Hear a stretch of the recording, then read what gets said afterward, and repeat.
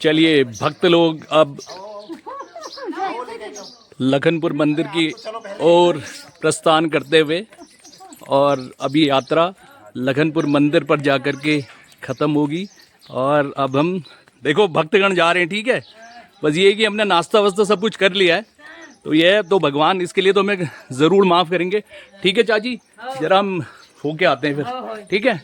चलिए चलिए चलिए।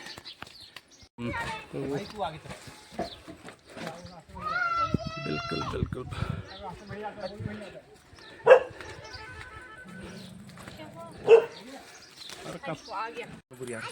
देखिए हमारे गांव का सबसे बड़ा देखिए मकान, इसमें बहुत बड़ी चौथर है, ये देखिए। और रास्ते में मैं धनिया भी मिला, ठीक है। और ये डमरू हमारे साथ हो लिया चलते हुए, और डमरू का साथ हमारा यहीं तक था, और डमरू वापस अपने घर की ओर जाते हुए। चढ़ाई बहुत खतरनाक होने वाली है, तो इसलिए आप लोग बिल्कुल हमारा साथ जो है बना के रखें। ये है हमारा लालू पाती, ये हमारे गांव की जो ऊपर वाली बाउंड्री है, वहाँ हम पहुँच गए हैं। यहाँ से मैं एक बार गांव की जो झलक है वो दिखा देता हूँ। ये नीचे गांव है, सामने रामगंगा, और उस दूर आपको चौखुटिया नज़र आ रहा है। भक्त लोग आगे पहुँच गए हैं, कैमरामैन को उन्होंने पीछे छोड़ दिया है, लेकिन मैं भी उनको जल्दी पकड़ लूँगा, ऐसी कोई बात नहीं है। क्योंकि ये रास्ता चढ़ाई का भी है, फिर तिरछा भी है, फिर चढ़ाई है, और उसके बाद कहीं जाकर के आपको लखनपुर मंदिर दिखने वाला है। ये देखिए हमारा एक और मंदिर, जो कि हमारे गांव के शौत्री लोग हैं, उन्होंने इस मंदिर का निर्माण किया है। और ये जो जंगल है, ये बांज का जंगल है, हम देख सकते हैं। ये बांज के जो पेड़ हैं, और बांज का जंगल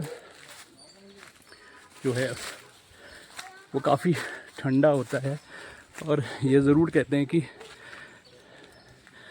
गांव के बांज के जंगल में काफ़ी पानी होता है, लेकिन हमारे गांव में पानी सदियों पहले था, लेकिन जो नेचुरल सोर्स है वो बंद हो गए थे। और ये देखिए, ये एक अलग पेड़ जो आपको दिख रहा है, वो कांफल का पेड़ है। और इस कांफल के पेड़ में कांफल नहीं है, हाँ। और वहाँ देखिए हमारे जो यंग बिल्कुल साथी है मंकू जी, वो कांफल के पेड़ पे चढ़े हुए हैं। और यहाँ पर इस पे ज़रूर कांफल हो रखे, दिखा कितने हुए? देखिए ज़्यादा तो नहीं, लेकिन देखिए 2-3 कांफल जो हैं वो हमें मिले, और वो और तोड़ने के प्रयास में बिल्कुल वो, जिससे हाँ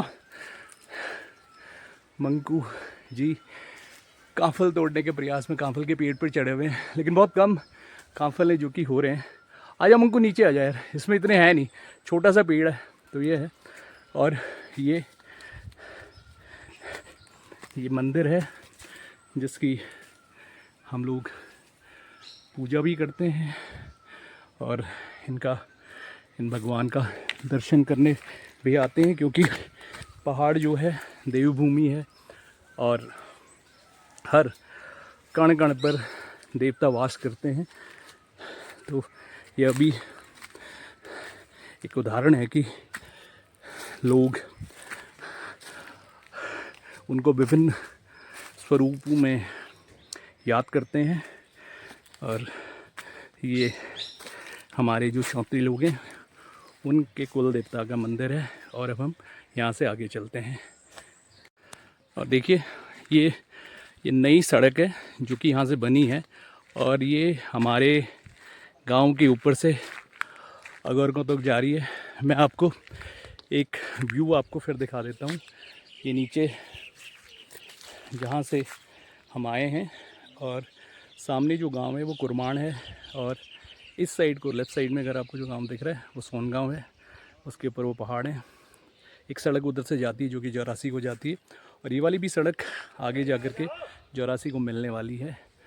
ये व्यू आपको दिखाना चाहता हूँ क्योंकि ये लेटेस्ट जो डेवलपमेंट है जिसमें कि विकास हुआ है। और ये देखिए सामने वो लखनपुर यहाँ से जो नज़र आता है उसका व्यू। और उसके बाद थोड़ी देर के बाद हम वहाँ पहुँचने वाले हैं। फिर मैं आपको पूरा का पूरा लखनपुर वहाँ पे दिखाऊंगा। और मैं अपनी चढ़ाई यहाँ से शुरू करता हूँ। देखो भक्त लोग मेरा इंतज़ार करते हैं वहाँ पे। मिलते हैं जल्दी। और हम आधे रास्ते में लगभग पहुँच चुके हैं। एक जो छोटी चोटी है जो कि मेरे गांव के बिल्कुल ऊपर है, उसके ऊपर हम पहुंच गए। और यहाँ से आपको मैं चौखुटिया का व्यू दिखाता हूँ जो कि आज का जो लेटेस्ट व्यू है। और इसमें गेवाड़ घाटी है आपको साफ दिख रही है। सामने चौखुटिया का बाज़ार है, बीच में रामगंगा बह रही है। और इसकी लेफ़्ट साइड में अगर हम बात करें अग्नेरी का मंदिर है। और अग्नेरी के मंदिर को छूते हुए रामगंगा निकलती है आगे के लिए। ये सामने कुरमाण का गाँव में आपको दिखाया था, फिर सोनगांव है और वो कोराली का पहाड़ है। और फिर सामने हम लखनपुर का जो मंदिर है वहाँ हम जाने वाले हैं। मैंने सोचा आपको इस सराउंडिंग्स का जो एरिया है इसको दिखा दिया जाए। और सफ़र को हम आगे जारी रखते हैं। और जैसे ही लखनपुर मंदिर पहुंचेंगे तो वहाँ पर जितने भी शिवलिंग्स हैं उनका हम दर्शन कराएंगे। मिलते हैं। चौखुटी का सबसे अच्छा व्यू अगर मैं बात करूं कि ये एक घाटी है जिसमें कि सब कुछ है। वो कहते हैं ना जो ड्राइंग शीट, मतलब जो हम ड्राइंग बनाते थे बचपन में, तो जिसमें पहाड़ भी होने चाहिए, जिसमें एक नदी भी होनी चाहिए, जिसमें खेत भी होने चाहिए, जिसमें गांव भी होने चाहिए, जिसमें गाय भैंस पेड़ पौधे ये सब होने चाहिए। वो अगर हम बात करें पहाड़ में कोई ऐसी जगह तो गेवाड़ घाटी है। और गेवाड़ घाटी का यह चौखुटिया, तो ये सबसे अच्छा व्यू है यहाँ से। तो मैंने कहा आप सबके लिए कैद करूँ। मिलते हैं फिर। भक्तजन यहाँ तक पहुँच गए हैं और थोड़ा सा सुस्ता रहे हैं क्योंकि पहाड़ में रहने वाले नहीं है, बाहर से आए हुए हैं। तो जो पहाड़ की जो ये चढ़ाई है इसमें इंसान थक सा जाता है। तो हमने कहा चलो इस हवा का मज़ा लिया जाए। और आपको जहाँ पर हम बैठे हैं इस स्थान से जो सामने जो व्यू दिख रहा है वो रामगंगा का व्यू है, जो कि रामगंगा यहाँ से मासी से होते हुए भिक्यासेन होते हुए फिर आगे जाती है। और ये दोनों तरफ काफ़ी उपजाऊ ज़मीन है। अगर हम बात कहें तो यहाँ पर जो एयरफोर्स की एक स्ट्रिप जो है वो आने वाली है कुछ समय के बाद, जिसके लिए ज़मीन एक्वायर कर ली गई है ये कहा जा रहा है अभी, लेकिन वो सब चीज़ें किताबों में हैं अभी। ये है। और आगे हम यहाँ से ये चीड़ का बिल्कुल जंगल है। और ये देखिए ये चीड़ के जंगलों में गर्मियों में, तो उस वक्त क्या होता है कि गर्मियों में ये पूरा का पूरा जो है जो चीड़ का, जिसको हम बून कहते हैं या फिर पिरुल कहते हैं, पिरुल से पूरा का पूरा जो पहाड़ है ये ढका हुआ है। और ये जो पिरूल होता है काफ़ी ज्वलनशील होता है। अगर आप थोड़ा सा भी माचिस या फिर आग यहाँ पर जलाएंगे तो पूरा पूरा जंगल में आग लग सकती है। तो इसलिए हम काफ़ी केयरफुल रहते हैं गर्मियों के समय में कि यहाँ पर कुछ भी चीज़ें जलाई ना जाएं। और अब हम ये, और दूसरा थोड़ा सा मैं कॉन्टेक्स्ट आपको इसका भी देना चाहता हूँ। जिस सड़क पे हम आए हैं, मतलब ये सड़क क्या, इसको एक ये खच्चर वाली और घोड़ी वाली सड़क थी, अंग्रेज़ों के ज़माने की सड़क है। इसका एक अपना इतिहास है। यहाँ से चौरासी में एक डाक बंगला है, वहाँ जाने के लिए इस सड़क का इस्तेमाल किया जाता था। बाद में एक ये मोटर मार्ग भी यहाँ पर बनाया गया जिससे ट्रक और वो गाड़ियाँ जाती थी, लेकिन अब ये बिल्कुल आइसोलेटेड सा पड़ा हुआ है, इसको प्रयोग हम नहीं करते। उसकी बजाय दूसरा जो मार्ग है वो दूसरी तरफ से चौरासी पहुंचता है। तो दिल्ली चौरासी वाली जो बस है वो सामने से जाती है और फिर चौरासी पहुंचती है। चलिए फिर हम आगे सफ़र को कंटिन्यू करते हैं। और यात्रीगण उठ गए हैं और अब हम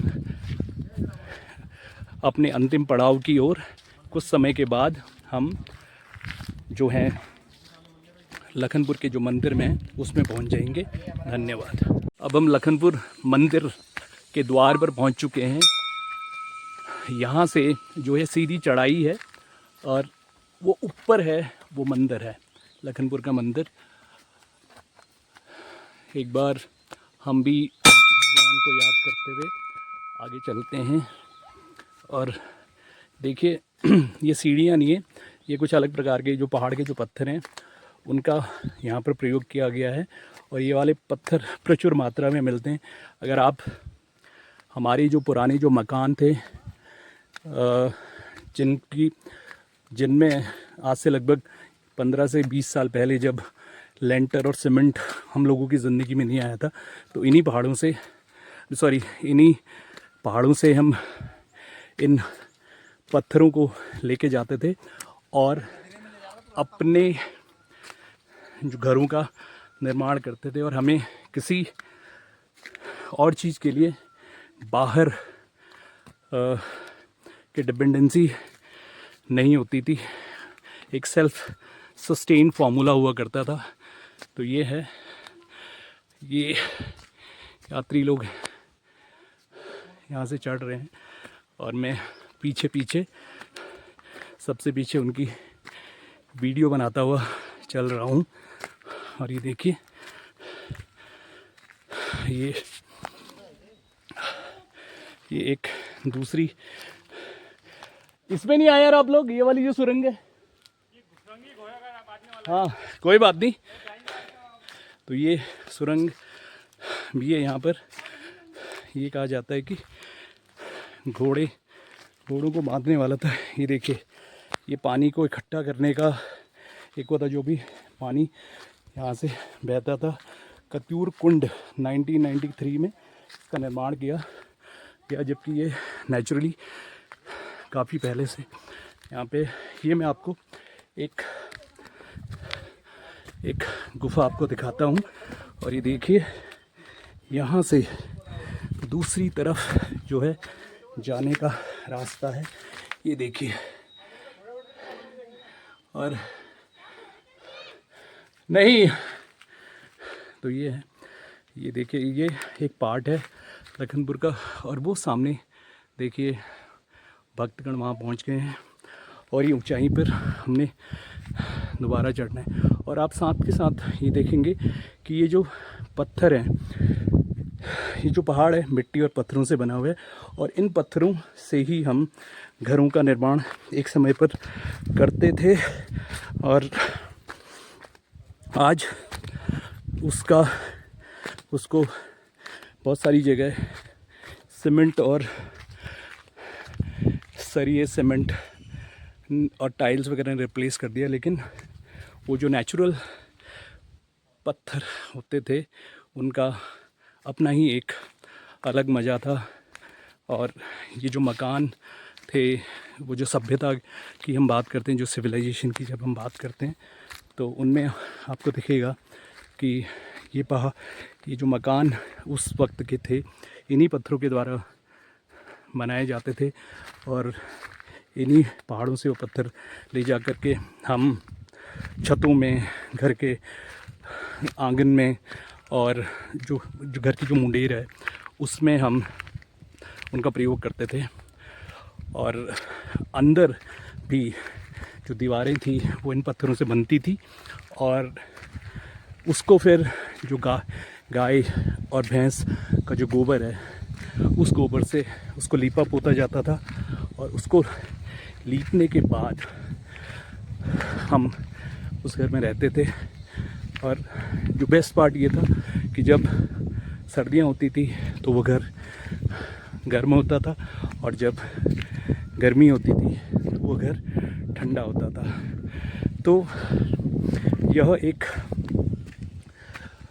उदाहरण है कि इन पत्थरों का कितना महत्व हमारी ज़िंदगी में हुआ करता था, क्योंकि एक सभ्यता को बसने में और फिर उसको उसमें जो बदलाव जो समय समय पर आते हैं उसमें बहुत समय लगता है। ये देखिए जो रास्ता है, ये पगडंडी जो बनी है पहाड़ों के ऊपर चढ़ने के लिए, तो मैं इस मंदिर पे चढ़ रहा हूँ। और धीरे धीरे कुछ समय के बाद मैं वहाँ पर पहुँच जाऊँगा। और यहाँ पर आप देख सकते हैं ये कौरियाली है, ये कौरियाली का पहाड़ है। और इस पहाड़ के एक साइड गैरसैंण है जो कि उत्तराखंड की राजधानी है, मतलब जिसको कि एक्चुअल में घोषित किया गया, लेकिन वह ग्रीष्मकालीन राजधानी बन के ही रह गई है। क्योंकि जब ये उत्तराखंड आंदोलन हुआ तो उनकी सबसे पहली मांग गैरसैंण को राजधानी बनाना था। और उसका सबसे बड़ा भौगोलिक कारण यह था कि गैरसैंण एक ऐसा स्थान है जो कि उत्तराखंड के बिल्कुल केंद्र में स्थित है, और वहाँ से उत्तराखंड के किसी भी कोने में पहुँचना में उतना ही समय लगता था। जबकि आज की जो राजधानी देहरादून वो पहाड़ से काफ़ी दूर है, और उसकी संस्कृति और पहाड़ की संस्कृति में कितने आप समझ लीजिए सदियों का या मीलों का फ़र्क है। इसीलिए पहाड़ के विकास की जब हम बात करते हैं तो हम गैरसैंण को और गैरसैंण राजधानी को केंद्र में रखकर सदा बात करते हैं। और इसके बाद मैं पहुंचता हूं लखनपुर मंदिर, फिर वहां से आपसे फिर रूबरू होऊंगा। Thank you.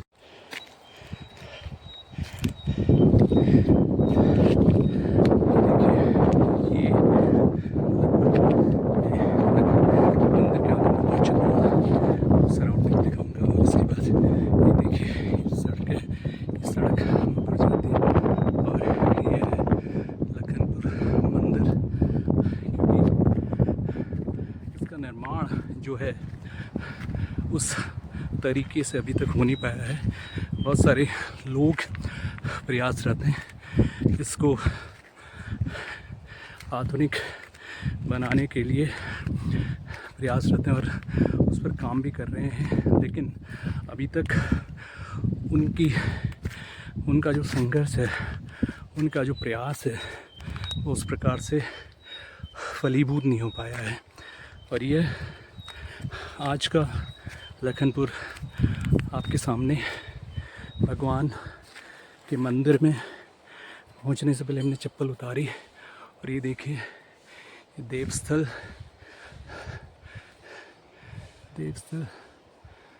लखनपुर।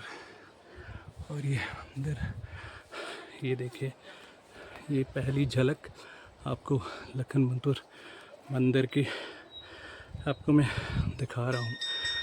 आप सबका अभिनंदन इस पे लिखा हुआ है। और